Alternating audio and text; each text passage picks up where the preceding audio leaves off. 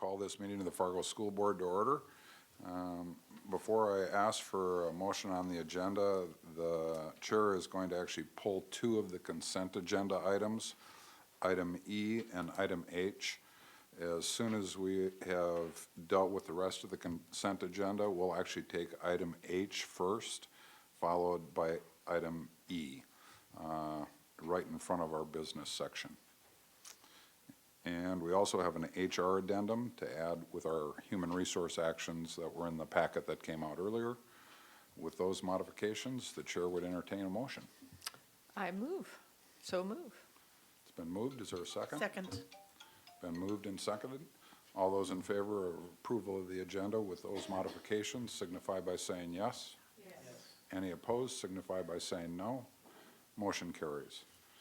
Gets us to recognition of the audience, and I don't believe we had anybody signed up. We certainly have some special people here to share with us today. With that, we'll go right into staff reports, and I suspect our FEA rep may come a little bit later. They're probably busy getting ready for the start of school.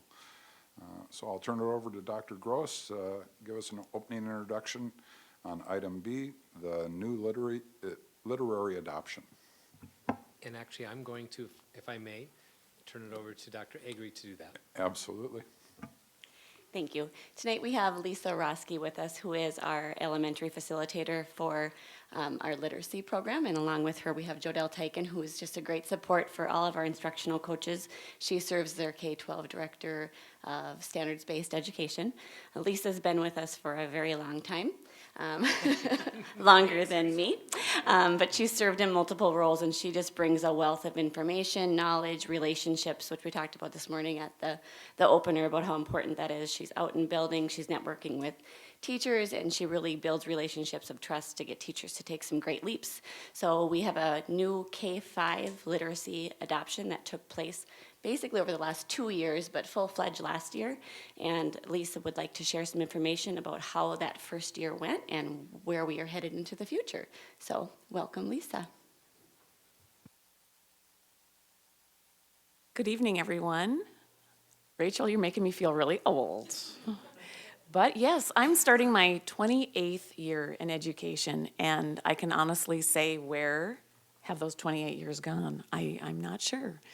When I first started at Lincoln Elementary as a special ed teacher, I remember looking at Deb Wimmer across the hall from me, and she said, "This is my 25th year," and I thought, oh my gosh, I can't believe you've been around that long, and here I am at 28. I did start in special education, spent quite a few years in regular education, 3rd grade, then became a student performance strategist when that came into the district, and have now most recently spent my years as the literacy facilitator. Have loved every one of those roles, but this one in particular has been near and dear to my heart because it is literacy focused, and that has been my passion, probably from the womb. And in this role, I feel like I'm really impacting from a district perspective, all teachers and all kids.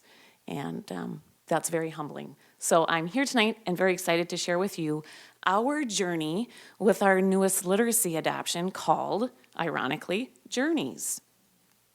And I hope you abide with me a little bit tonight. I chose this theme of driving because I was just sharing with Rachel and Bob. My oldest daughter just got her driver's license this summer. And so I feel like my whole summer has been driving and coaching and praying and practicing and being out in many different conditions and situations. And so I'm using that theme of driving as an analogy to go along with our adoption. So here we go. So as Rachel said, we started last year with our full district adoption of a Houghton Mifflin product called Journeys, and that was the 2017 version. So our learning targets for tonight, and this is my teacher background coming out, there's 3 things I'm hoping to accomplish in this presentation. One of them is to share with you where have we been, our journey from the past. Most recently, what was that curriculum review process like, and why did we choose Journeys? What is it about this resource that was the unanimous decision. So we'll talk about that. And then where are we now? How did that first year go? How was it received by teachers? How was it received by kids? So we'll talk a little bit about what Journeys has to offer. And then lastly, we'll talk about, and now what? Where are we going on this journey? What comes next? And we'll talk a little bit about best practices related to that.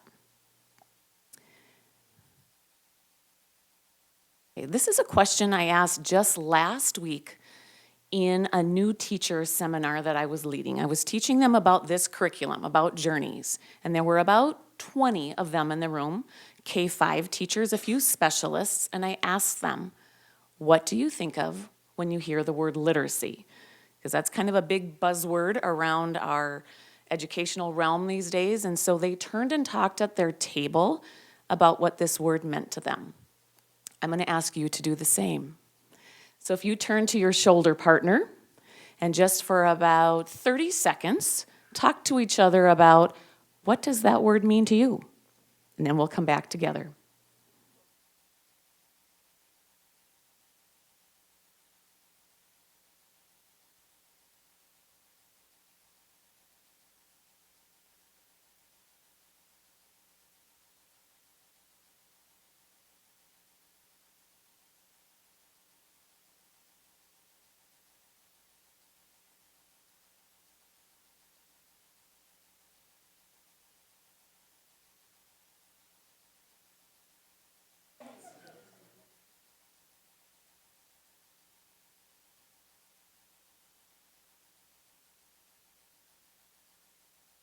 Okay, let's come back together.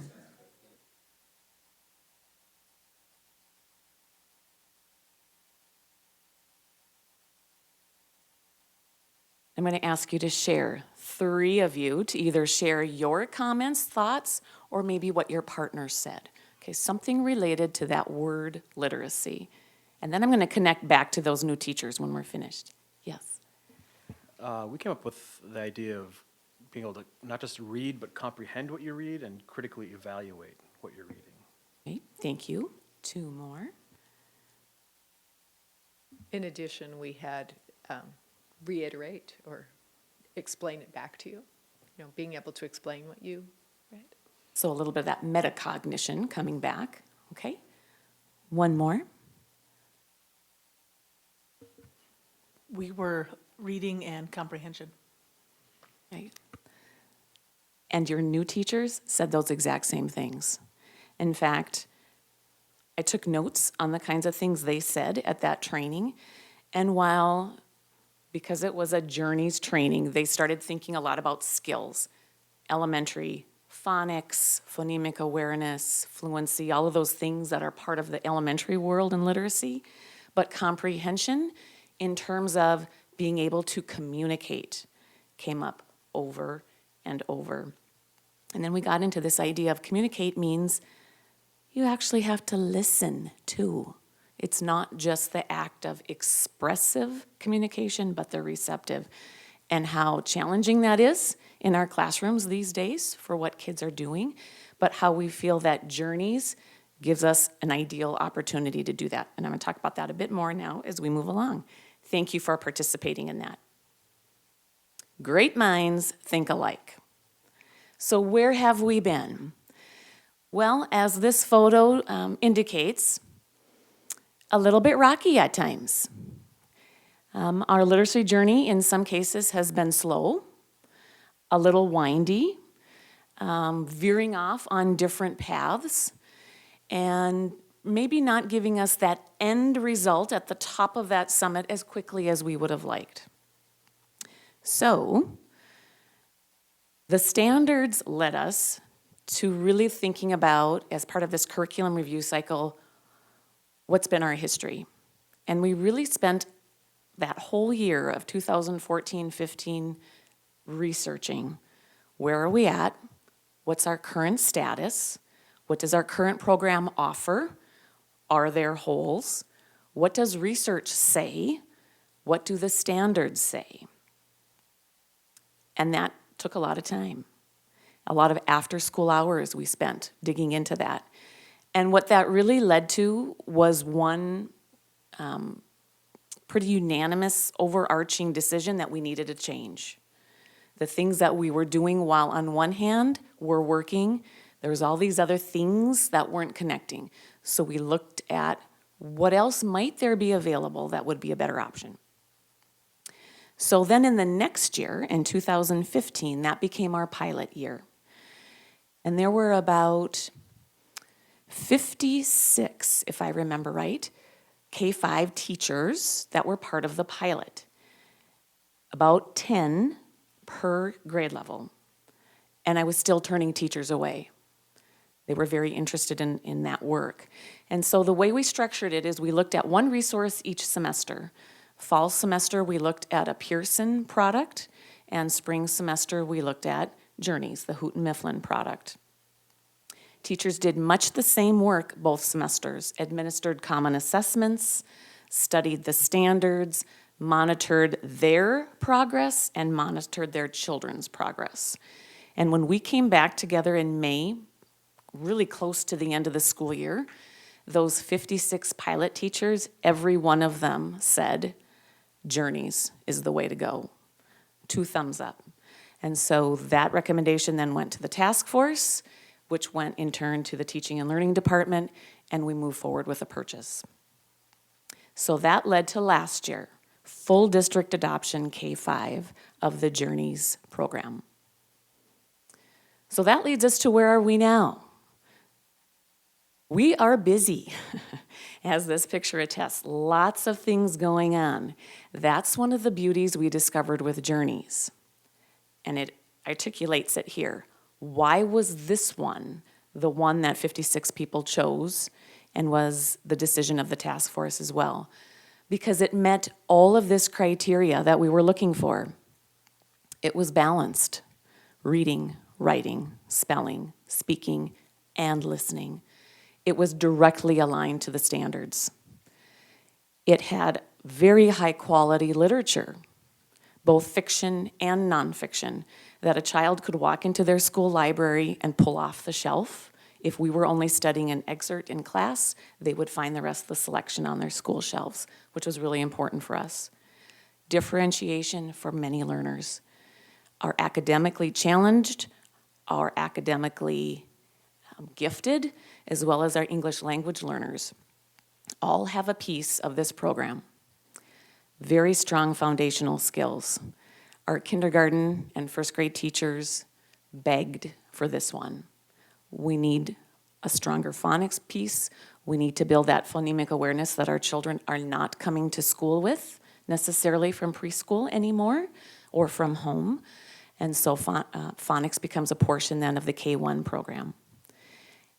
And again, there is comprehension threaded throughout K-5 over and over as it spirals across the year. And children are thinking critically about those pieces as well as the other pieces in the program. The thing we have discovered that's probably been the best surprise for all of us is how friendly the online components have been. Students have accounts, teachers have accounts, iPad, iPhone, Chromebooks, doesn't matter, very accessible and so easy for all of our staff to use. And as I indicated, all of these different components. Very strong K-5 systemic approach. Instead of all of us kind of going off on these different tangents, we are all on the same path now. We are all on that road together. Whole group, small group, spelling, writing, speaking, and listening, all of those things that we know are part of the 21st century skills, we're all in this together. So what's next? Where are we going? Well, it's going to be fast and furious and might stir up a little dust along the way because our next big focus is professional development. Last year was really a year of getting to know the stuff. It was like Christmas in these teachers' classrooms, boxes upon boxes of stuff. Now that we know what the stuff is, now we need to get really great at using it in the best way. And so here's our goal, is really to increase teachers' knowledge of their own literacy pedagogy and then use that in the best instructional practice to make a difference for kids. So there are 4 elements to that are rolling out this school year. The first piece are building literacy teams. We've really empowered a team of teachers at each building to be the literacy go-tos at their site. Instead of myself or a consultant being the sole keeper of the support and knowledge, we've empowered these people to be the people on the ground helping their colleagues. They attend meetings with me, they go back and do train their trainers with their staff. It's a continual cycle across the year. We're also offering some graduate classes for teachers that want to come together and talk with each other and continue to refine their practice. Kind of parallel to that is another opportunity. This one is a broader opportunity for curriculum. It encompasses math, the content areas, literacy, behavior management, all things kind of boiled into one class. And there is a menu of 12 different options, and teachers can choose 7 and attend those classes this fall. And then to continue to support us specifically with Journeys, we have a fantastic consultant from Houghton Mifflin who will be with us for our 2nd year. She is with us in the district several times across the year, as well as online and through phone conversations, and has been a huge support to me personally and to all the teachers in the district. So how do the teachers think it's going? These are just a few snippets from comments that I gathered at an end of the year survey. I would have to say, hands down, very positive response from them and their children. Perfect? No. But on the right journey? Yes. And we're very excited about what this 2nd year holds for us as we learn that program even more and continue to refine our best practice instructional strategies. That's what I have. I'd welcome any questions from you. John, go ahead. This is really exciting, and these kind Yeah, of it new things, is, and I very. like to see how we take a careful approach to our curriculum development, and I'm sure people get impatient with it, but having that comprehensive review of where we're at, where do we want to be, piloting, seeding projects, I think it's really paying off, and we're seeing that in those comments here. The question I have is that now that we've found something for K through 5, how does that tie into then middle school and high school? Great question, and I might have to field that to Jodelle, because I know as much as we as facilitators communicate and talk across that bridge, their resources are different. And so while we do have the standards guiding us in day-to-day practice, I think Jodelle might know more about that. Well, I'll just make a comment about K-12, and we'll say literacy, but I think this is true in every content area in terms of our curriculum development. One of our challenges with the standards is there are too many of them to teach in the time that we have with students. And so our work across the system has been to say, what are the standards for this grade level, and then what are the essential ones? What are the ones we absolutely have to meet for every student to the best of our ability? And that work's being done K to 12.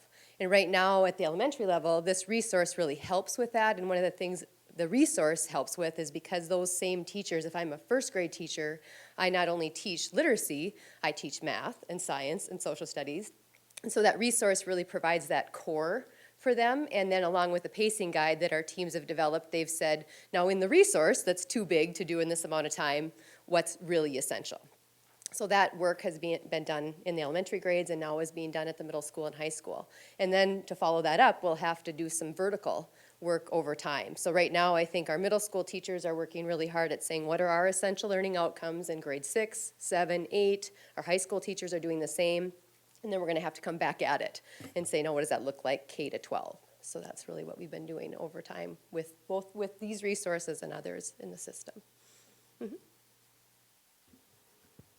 And I just wanted to make a comment about your early remarks. I think one of the things that helped this go so well is that we had a pretty large contingent of pilot teachers that were all in agreement. And that's credibility, and that means something to their colleagues. And that probably more than any other testimony paved the way for this to be a smooth transition. So, thank you. Dr. Schatz? It's one of my favorite topics, believe it or not. You brought up a word, which is another one of my favorite words too, metacognition. Would you define that for this group? Because I think that's a word that most people just can't get their head around, so. And the way we talk about it with our children is simply being able to explain your own thinking.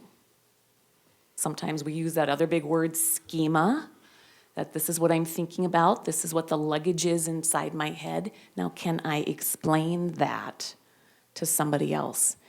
And for our little ones, and for our not so little ones, that's really hard to do. To be able to articulate to someone else really what's going on in here. But again, I'll tie it back to journeys, Dr. Schatz.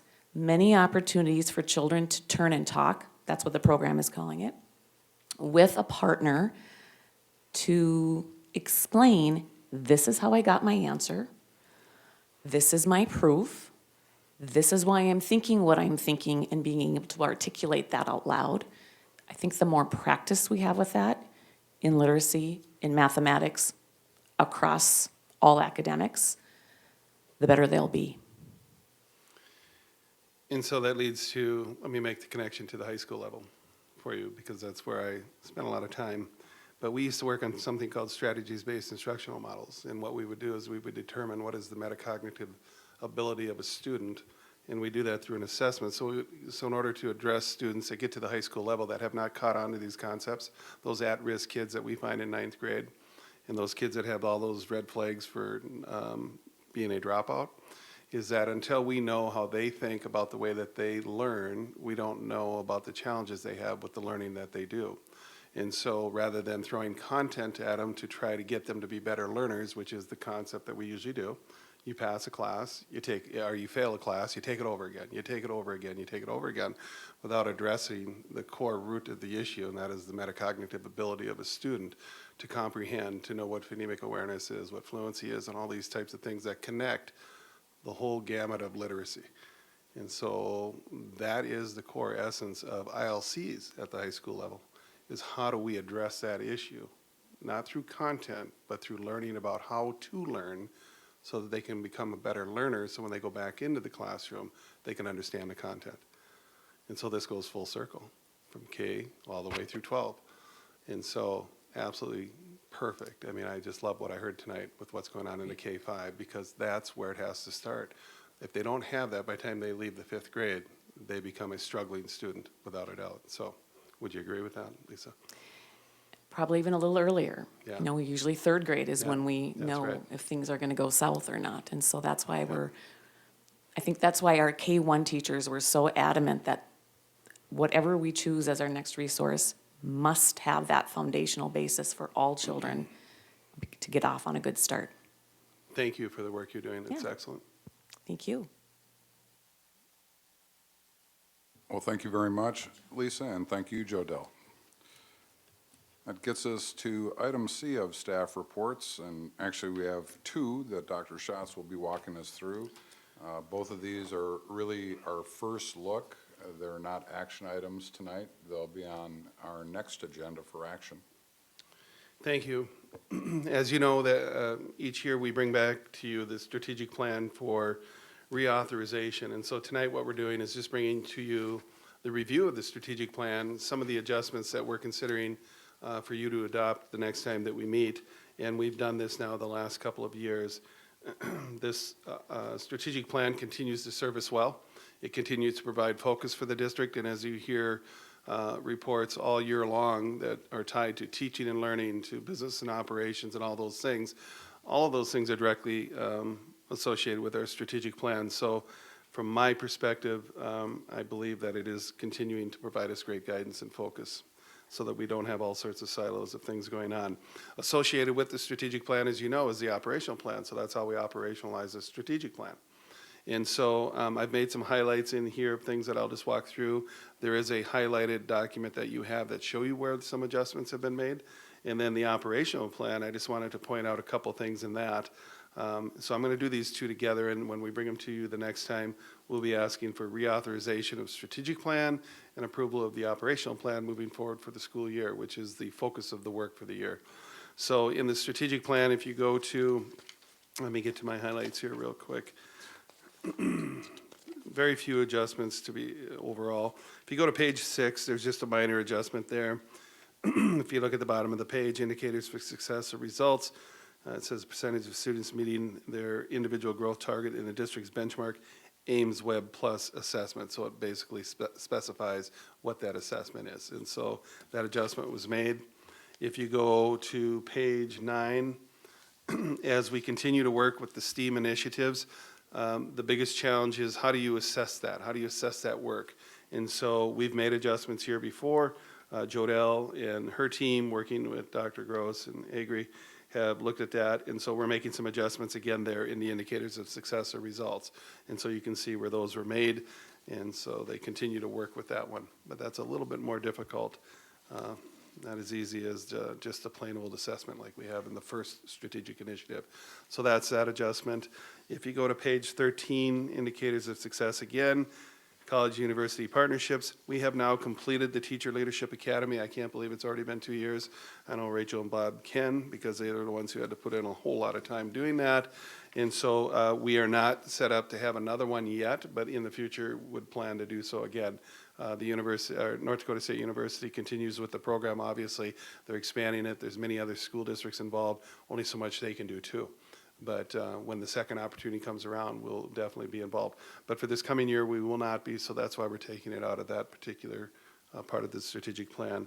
If you go to page 14, this is where this goal number 6, if you look at the bottom, towards the bottom, continues to evolve for us as we look at the at-risk programming, the dropout prevention, the mental health, and now the behavioral aspects of student behaviors and what we're doing to address that. And so you'll see here, in addition to this strategic initiative, we believe that all of these things fall together within this initiative. K-12 multi-tiered support system process for academics as well as behavior. And so this then just makes this a more proactive statement in our strategic initiative that we are doing this, that we are working towards addressing student behaviors. And so if you look on the next page, at page 15 at the top, we have added incident reports, of which you'll be getting an update on all of this in September as to where we're at and all the things that occurred over the summer. The number of minor, major, and suspension student violations will decrease annually. That's one of the goals of doing all of this, and so we've added that to the results piece. It'll be interesting to see as we go throughout the year with the new incident report and a process that everybody's being educated on here in the district, that what our numbers are, because I see this year as a baseline year.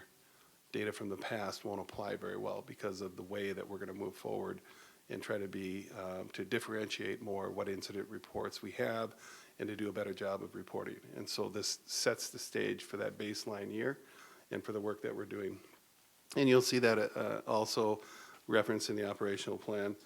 If you go to page 19, I just want to point this out because there's no change here, but there is an operational item that is associated with it.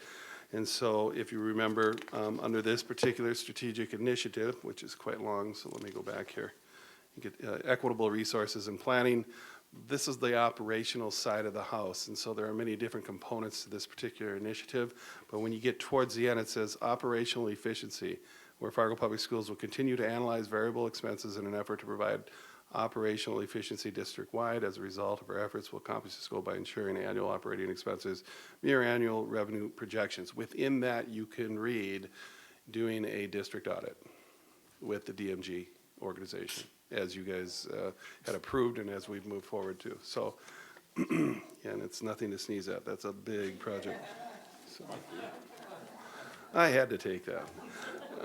And so a little bit of levity after all of this is very good.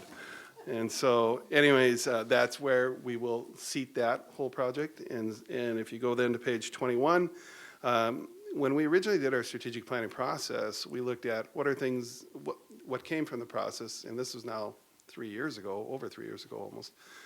What are things to consider for future study? And you'll be interested to see that a lot of things that we've talked about recently that we're moving forward for further study, some of it's still embedded here. But I just wanted to give you the update on, most of this has been done now. And so moving forward, what we're going to do is make these notations in here for this year. And then next year, what we move forward with for studying, if we have new items or we carry over things, kind of rewrite this page. Because this page of the strategic plan has really served us pretty well.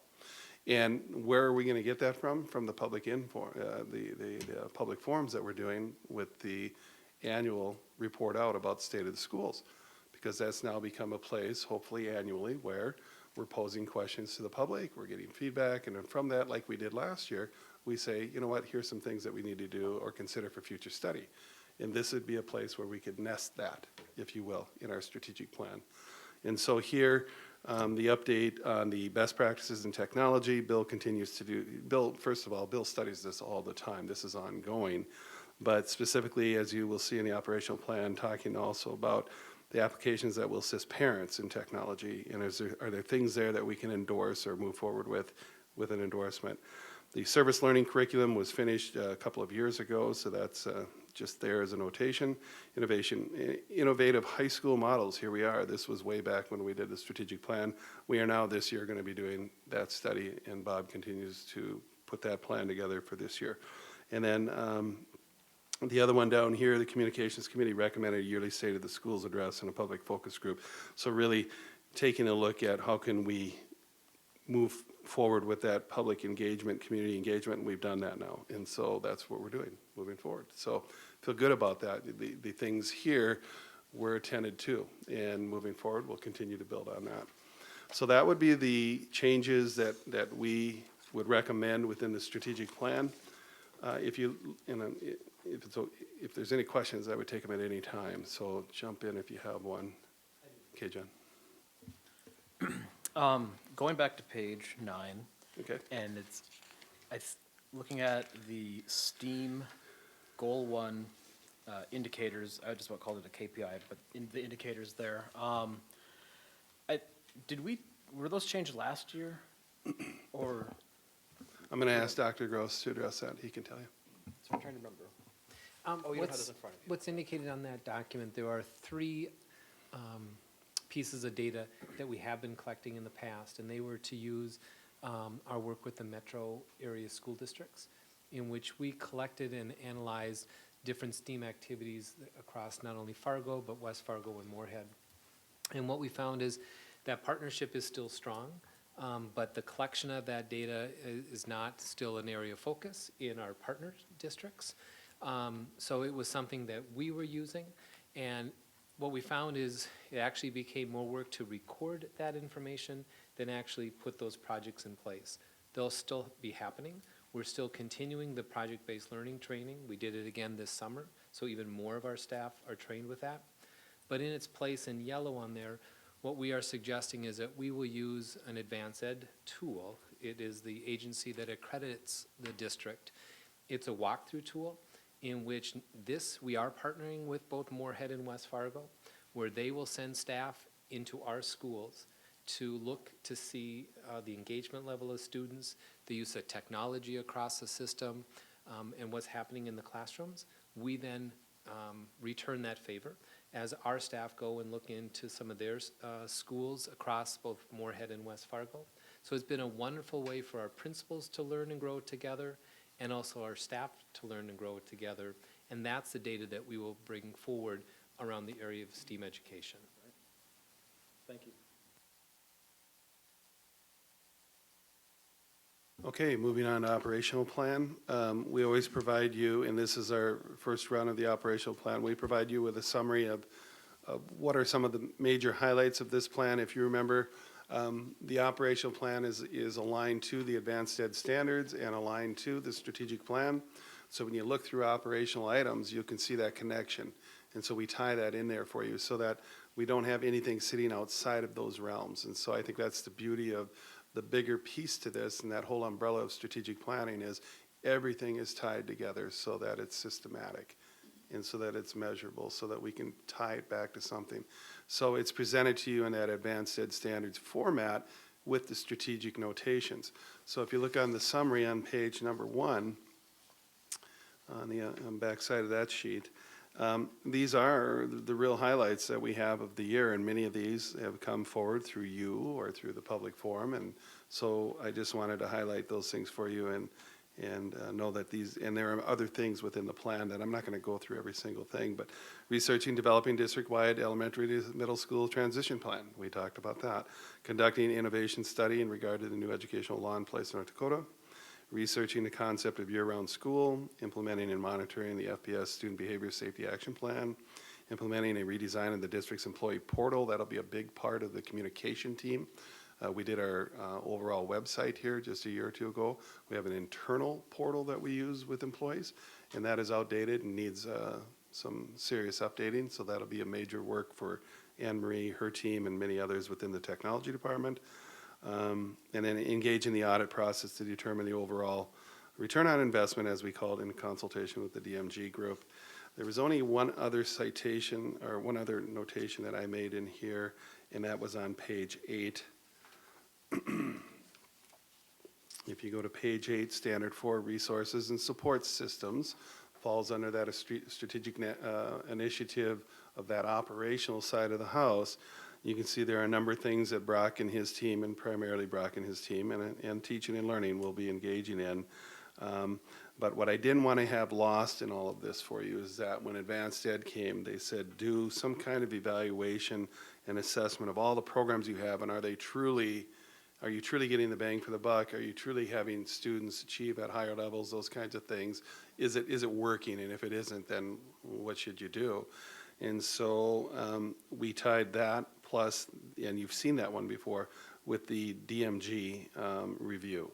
Now, as we've talked with DMG, with the initial conversation we had, I don't know if there will be an absolute direct link to that, but as Bob and his team will work with them, what we're hoping to get out of that is some association, so that gets us closer to better understanding not only the cost ratios and the return on investment, but the programming that we have, and do we see positive results from that, or should we do something to adjust that? So it'll be interesting as we go through this process. And the one thing I want to caution you on is that the DMG process this year will be just that, a process to get us started. There won't be definitive results and end game results at the end of the year. There will be a game plan moving forward for us to start to consider, what do we adjust, what do we do if in fact we need to do that. So I don't want the expectation is that we get into March and we start digging into next year's budget and all of a sudden we're doing all these things because DMG brought forward this report. It's going to take the year to get us there, and then the strategies moving forward of what do we consider and do, so that because there's no way that you can just all of a sudden say we're going to do all this and we're just going to change everything. That just won't work. So it'll be a process. So I just wanted to bring that to your attention as part of the operational plan. Many other things included in here, but at this time, if you have any questions about the operational plan, let me know, because we still could adjust anything for our next final approval next time. Well, thank you, Dr. Schatz. And if any board member later is studying either of these two documents and you have a question or a thought, please reach out to Dr. Schatz. We'll be taking action on them at our next board meeting. That gets us to our consent agenda, minus items E and H. And Dinah. I move that we accept the consent agenda with the deletion of items E and H and the addition of the additional human resource actions. Second. It's been moved and seconded. All those in favor signify by saying yes. Yes. Any opposed signify by saying no. Motion carries. That gets us to item H from our consent agenda. I'll just give a brief overview of this item and then turn it over to Brock if he wants to embellish upon that and answer any questions anybody may have. I think you're all aware of the fact that we have a self-insured health insurance plan. And that means, quite frankly, that the district pays the first bills that any of the insured people on our plan incur, up to $200,000 each year per participant. There's also an aggregate, what they call a stop-loss number, that really is the cumulative total claims that we could pay in a year. We have a fund balance that is actually kind of dedicated to the health insurance fund. It truly it is like any other fund balance in the district in that we as a board could decide to move money in or out of that fund balance by board action. But it's best practices and self-insured plans to have anywhere from 6 to 9 months worth of expected claims in reserves, basically. That fund balance gets created through two ways. If we have really, really good claims in a given year, meaning low claims, and the funding levels of premiums that were agreed to through the Health Insurance Committee and ultimately adopted by the board, the portion that we're setting aside for each employee, the district-funded portion, and the employee's portion, go into this same fund, and claims get paid out of this fund. So if we have less than anticipated claims, the fund balance can go up. If we have more than anticipated claims, the fund balance can go down. The other way the fund balance gets created is through action of the board to actually allocate dollars to it. This last year, we had kind of a high claim year, much higher than we anticipated, or the consultants anticipated when they gave us the initial study. And, it's the luck of the draw, to be quite frank. You can never really control how many major medical type disasters could come to a district of our size in any given year. So the fund went down by about $900,000. And the recommendation that the administration has put before us here is to take part of our general fund balance and move it over to the health insurance fund balance to basically shore up it or get it closer to the 6 to 9 month range. There are two things that does for us, in my opinion. One of the strategies that was being talked about at the Health Insurance Committee, I'm sure it's still going to be talked about, and ultimately will come to us in the form of a recommendation, was to not just set the premium rates for the coming year based upon anticipated claims, but add a little bit more to those premiums to begin to replenish this fund balance.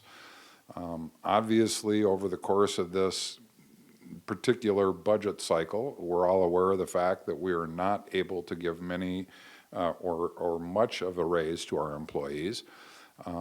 So this action probably will allow the Health Insurance Committee to come back with a recommendation that does not necessarily include an additional cost to replenish the fund balance of the Health Reserve Fund. So that was one reason for considering this action. The other, quite frankly, is that we don't necessarily need our fund balance to continue to grow. We're at effectively about 30 million, which is right about at the target number we want to be at. We know we have people out in Bismarck that like to look at the fund balance numbers of districts and then pontificate as to what should be. So moving this to a dedicated fund balance or fund reserve changes the number of the unallocated fund balance number on our annual statements. Again, we're basically taking money out of one savings account for the district and putting it into another. So that's my explanation. Brock, anything to add to that? Mr. Chairman, members of the board, nothing to add, just a correction to make in the memo just for logistics. I see I have a typo. This really is consistent with EL 8, Section 4. EL 8 is the one that is financial administration, which is the portion of that EL that speaks to this exact issue of transferring dollars between funds. So just want to make sure that that's clarified in the memo. Any questions anybody has? Dinah? I move that we approve a general fund transfer of $973,211.56 to the Health Insurance Reserve Fund. It's been moved. Is there a second? Second. Moved and seconded. Any further discussion? John? I think this makes a lot of sense and is good policy for us. So, and for just the reason that you described, it is moving money from one envelope into kind of restoring that emergency cash fund envelope you might have sitting around someplace at home, you know, it's, we had to pull something out, now we have a little bit of money to put back into there for rainy days, so, sounds good to me.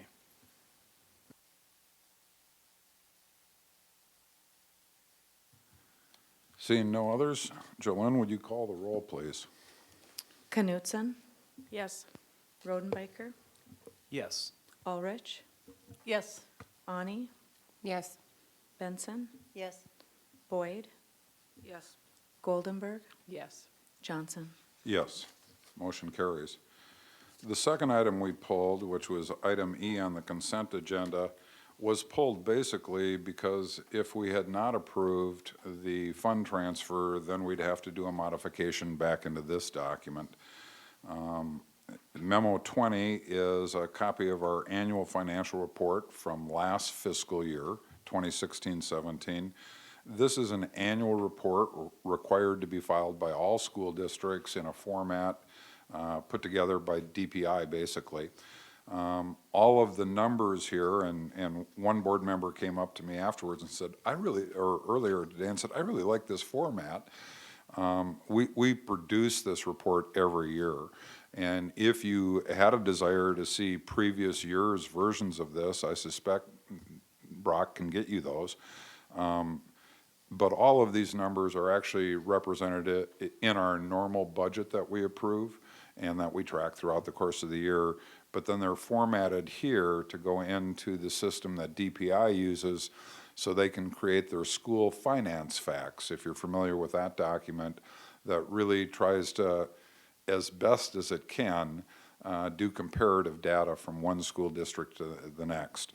Of course, that comparative data is only as good as the data that's fed into it off these reports, and there are still major differences from one school district to the next on how they may classify certain things. With that, I'd entertain a motion, and then we can open it up for any questions anybody may have. Dinah?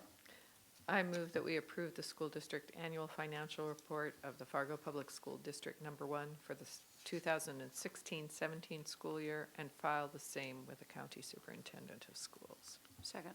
It's been moved and seconded. Any discussion or questions that anybody has? Seeing none, Jolene, would you read the roll, please? Rodenbacher? Yes. Ulrich? Yes. Ani? Yes. Benson? Yes. Boyd? Yes. Goldenberg? Yes. Knutson? Yes. Johnson? Yes. Seeing that we're still not quite at the hour mark, I'm going to try and get us through, and perhaps we won't even need a break. Our next item is our business section. We have 2 policies that were monitored. First of all, I want to thank everybody who did respond, and those of you that perhaps did not, I certainly want to encourage you in future homework assignments to hopefully give us your feedback. The first policy we're looking at is EL1, and the chair would entertain a motion. I move that we accept monitoring report EL1, Global Executive Restraint, as presented. Second. It's been moved and seconded. There were no comments. Any discussion? Jolene, if you'd call the roll, please. Rodenbacher? Yes. Ulrich? Yes. Ani? Yes. Benson? Yes. Boyd? Yes. Goldenberg? Yes. Knutson? Yes. Johnson? Yes. And our last business item of the evening is monitoring report EL2, Emergency Superintendent Succession Plan. I move that we accept the report as written. Is there a second? Been moved and seconded. Any discussion? Seeing none, call the roll, please. Ulrich? Yes. Ani? Yes.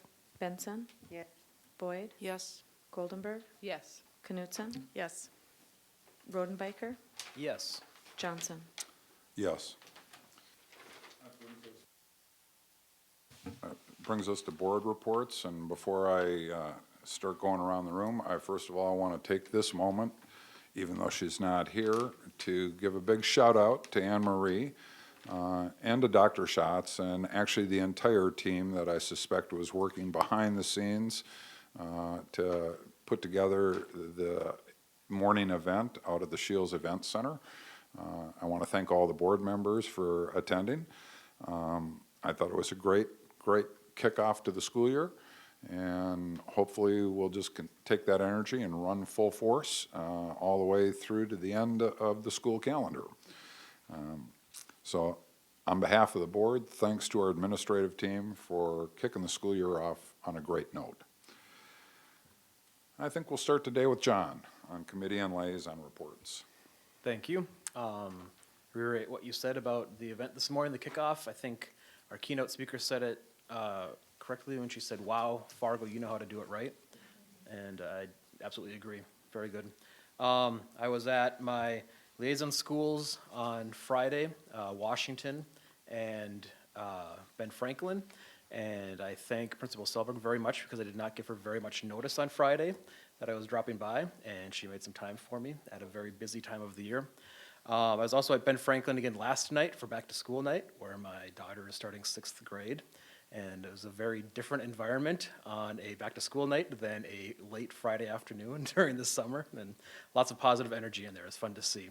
And I apologize to my son Jack, who I'm missing his back to school at Hawthorne this evening. But I'll pay it back with a little extra love and attention tomorrow. Thank you. Thank you, John. Jennifer?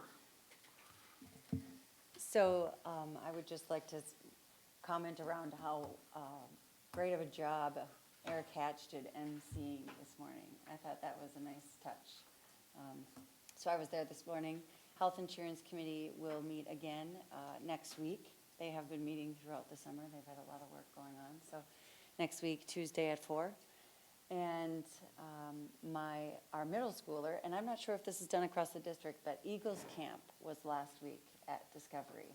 And so we toured the school, which I had done with my older child too, but you learn a few new things each time, it seems, in those big buildings. But I do think it's great for those kids to really get a chance to experience what it's like to go through the lunch line in middle school and ease those anxieties that kiddos have moving from elementary to middle school. So I do think that's a great program. They spent 3 hours over there last week, and they invited some 8th graders to put together a fun video of the 6th grade group and their experiences throughout the day. So that was fun to see and participate in. And then lastly, there was one more thing, and I can't remember. So that's it. Oh, I know. Back to school for my elementary child is tonight too, so maybe we'll make it over there. That's it. Thank you, Jennifer. Rebecca? I heard very positive feedback from a couple of individuals after the event this morning, a para, and also one of our principals. And so thank you very much for all the work, echoing what everyone else says. Left feeling very energized. And we had back to school night. I saw John last night at Ben Franklin. My girls are in 8th grade. They advised me I really didn't need to be there. They would, drop me off. Don't let anyone see you, and we'll let you know when we're ready to leave. But at any rate, I did enter the building, and I hung out with some of the other parents while they found their lockers, and it was fun because they're excited to be back, and they actually spent more time at the school than I thought they would. So at any rate, we're looking forward to an exciting year, and that is my report. Thank you. I will be setting up visitation times after the dust settles a little bit, and I have nothing really to report other than I am happy to report that we managed not to burn down the stage at our Blue STEM facility last Thursday. Thank you. Brandy? I will also say this morning was awesome, and you guys did a fantastic job, and Hatch was phenomenal. I thought he was very funny. I have reached out to my principals, Rage and Williams, the 2 new ones. I get to have their school this year, so I'm pretty excited about that. And my child is 11th grade, so he just pretty much had to go and register on the 15th, and I didn't have to do any registering with him, which was nice. But when he got there, Mom forgot to register him online. So he didn't get a whole lot of stuff done that day except for pictures, so he wasn't real happy with me. So needless to say, even though they're 11th grade, they can still get angry with their parents. But that's all I have. Thank you. Christie? I had the pleasure of joining the North teachers and staff yesterday, having lunch with the food truck there, checking out the eclipse.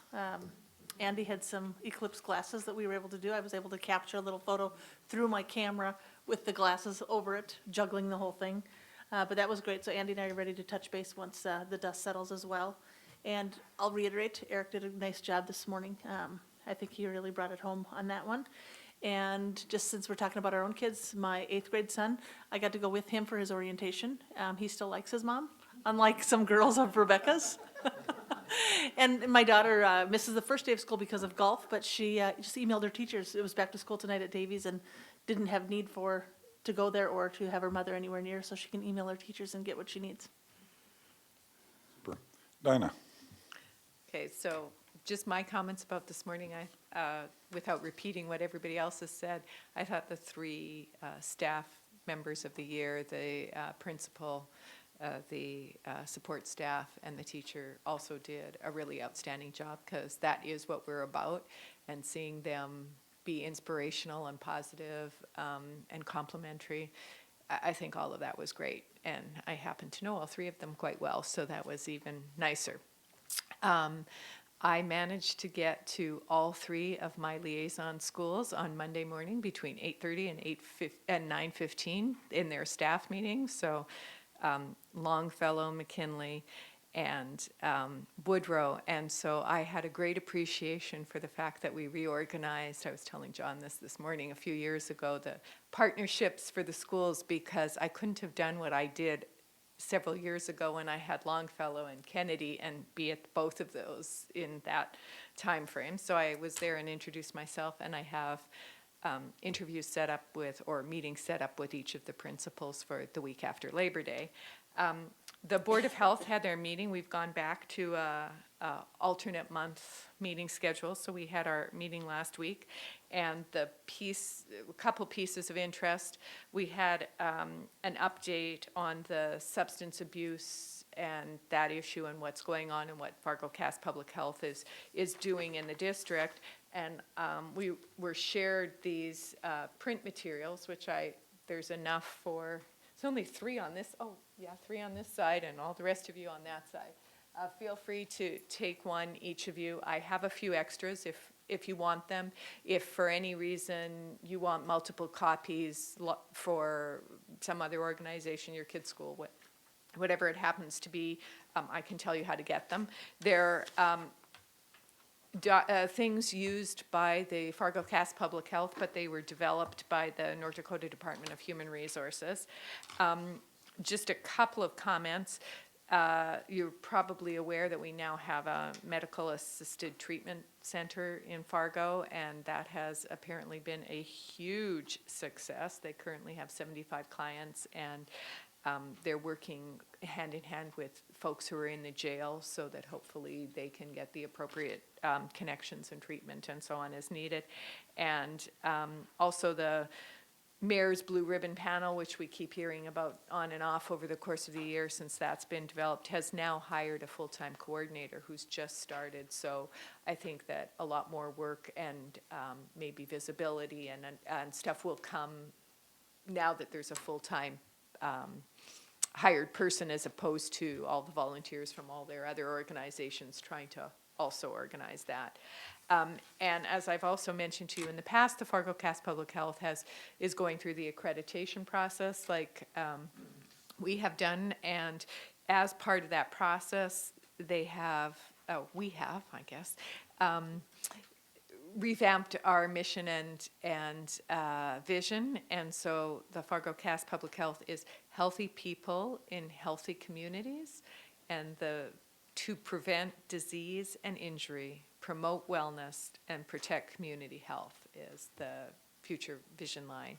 And it sort of goes with the general public health logo, which has prevent, promote, and protect as the broader public health vision. So there you go, a lot today. That's it. Thank you, Dinah. The president's report is coming around courtesy of Anne Marie or perhaps Jolene, because it certainly isn't my typewriter that produced it. But I will point out a few things. First of all, our next governance meeting will be on August 31st, 7:30, right here in this room. Those of you that are on governance or anybody else that cares to join us that morning, please do. Again, if you have not already sent in your RSVP to the 3 different items on the up-and-coming dates to Anne Marie, please do that as soon as possible. We definitely need to get things squared away in terms of Bismarck, but before you know it, the registration process will be opening up for San Antonio and the National NSBA Conference. And it appears that we are going to have some homework coming out to us, GP 1, 2, and 3, which will be due by September 7th. A couple other items to report on. I spent last weekend in Chicago at the National School Board Leadership Conference, which was actually, I think, a little better actually than the one before, so they're taking feedback and improving it. The number one topic, just about every state president, with the exception of myself, and I did not hear from the state of Hawaii. I don't know if they were there or, well, they were there, but I did not hear from them. The number one problem that they're trying to figure out right now is how to make charters accountable in their state. And of course, I explained to them how to solve this problem. They just have to do the exact same thing as North Dakota, lower your population down to our size, and the for-profit charters aren't too interested in coming to play in our playground.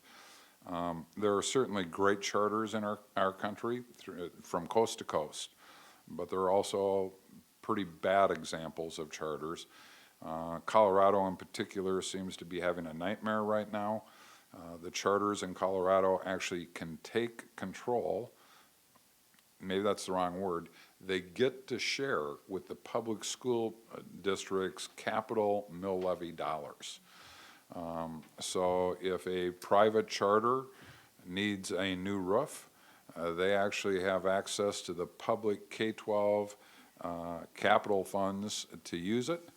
And the failure rate on those charters in Colorado is running at about 70+% that don't survive even 3 years.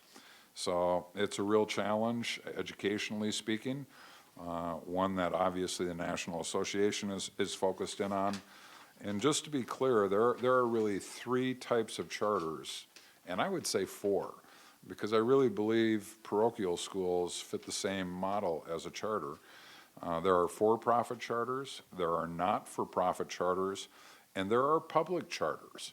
In some states, the public school district actually controls the charter schools. And in all 3 classes of charters, from the information that was being shared, we have successes and failures going on. And the one really missing component apparently is no accountability, or at least not accountability to the same standard that traditional public schools are being held to. So I think there's a movement afoot to try and figure out how do we bring that accountability provision in and try to make sure whatever form of charter is getting put into a community, the likelihood of its success is much greater than the likelihood of its failure, because it causes a ripple effect when charters come in, and if they later unwind, the ripple effect is sometimes very devastating to that local community, and in particular the kids that are enrolled in those schools at that time. Another big topic that came up, and this was kind of interesting, they had one of the big public political lobbyists from ALEC come in. I don't know if you're all familiar with ALEC, but they are, for lack of knowing how best to describe them, a very, very conservative think tank that is focused on state legislatures more than federal legislation. They certainly get involved federally too. I unfortunately had to be in a different session as a state president, so I didn't get to hear that, but it was almost like bringing the enemy in so we could understand where they're coming from and have a dialogue with them. And from what I got from feedback from other folks in North Dakota that were there, it was kind of an eye-opener for this ALEC person who really had no real idea about what maybe some of the impacts of their proposals are going to be. That being said, nobody knew for sure that ALEC was going to go back and rethink their positions, but it speaks volumes about why dialogue is so critical. If we isolate ourselves from those that maybe don't see eye to eye with us, at the end of the day, we're not really going to ever cohesively come together as communities, as nations, and as governments at the state level. Last thing I'd report on is State GAC Committee is meeting this Thursday. There were no proposals brought in by any school district, but we have to review those that are set to sunset under our rotational calendar and decide whether or not we're going to put those forward again at the fall conference. And it's not really surprising to me that there were no legislative agendas being advanced or legislative proposals being advanced. Typically in the off year, this is exactly what happens. And then as the legislators are getting back together a year and a half from now, that's when a lot more thought process is usually going on at the local district about what proposals would they like to put forward. So that's it for me. And I want to wish all of you that are trying to get to a back-to-school night good luck finding a way out of here. And hopefully you'll still get to be there for a little bit of that time with your children. And best of luck to everybody in Fargo Public Schools as the new school year starts out. We're adjourned.